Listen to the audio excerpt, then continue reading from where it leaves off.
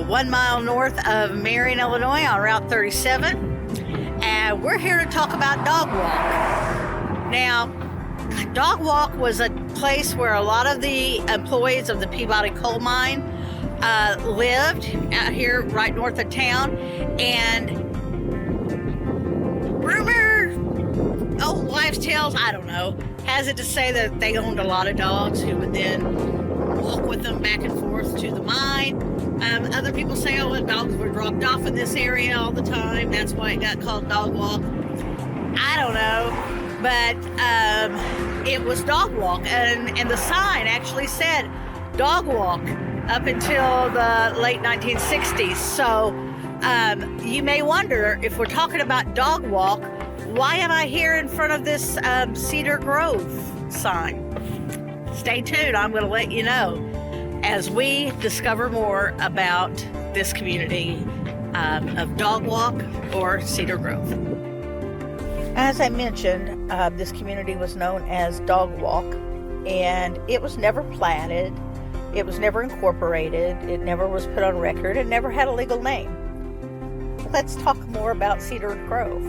The Cedar Grove Church was moved a mile east to the community known as Dog Walk in December of 1949.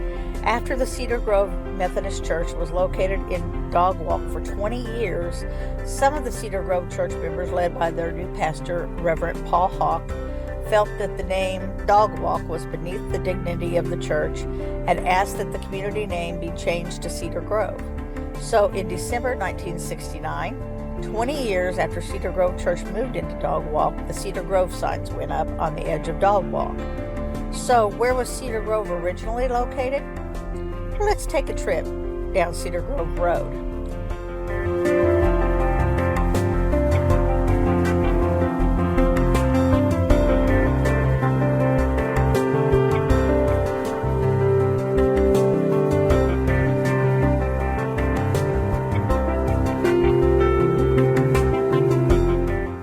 Here at the corner of Cedar Grove Road and LeMaster Road, a brush arbor was built at the crossroad, and a Methodist circuit rider held a revival there in 1853.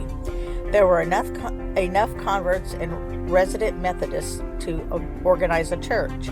A log church was torn down and a new frame building erected in 1891, where this house currently stands.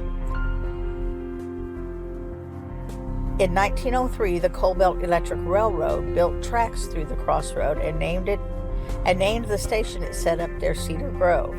Cedar Grove was a flag stop. This means that a car would stop if flagged or if it had a passenger to let off at Cedar Grove. If not, the car sped right through the station. Cedar Grove was a community of small farms with no definite boundaries. Then the Peabody Coal Company sank mine number 3 late in 1910 and early 1911. On April 15, 1911, 51 lots were laid out astride the Coal Belt Railroad right of way by the Peabody Company engineer. This plat was recorded as Peabody. William Lebnese opened a general store there. Lebnese sold every imaginable item from a toothpick to a set of mine tools. In a small room in the store building, Arthur Tolbert ran a shoe shop. He mended worn shoes but sold none. The miners would buy shoes from Lebnese and take the new shoes to Tolbert, who would drive hobnails in the sole and heels to lengthen their wear in the mine. There was a moving picture theater at Peabody. Dr. Pease practiced medicine there. The LeMaster School was on LeMaster Road and still stands today.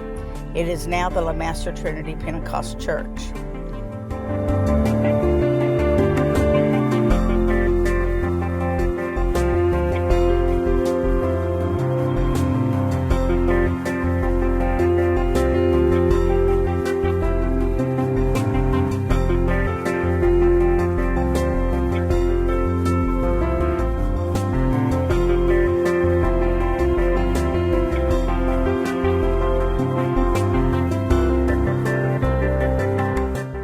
The Coal Belt Electric Railroad was uphill from Marion to Cedar Grove, and the trolleys found the hill difficult to climb. As a result, a booster station was built at Cedar Grove. This booster station consisted of a steam boiler, engine, and electric generator housed in a brick building.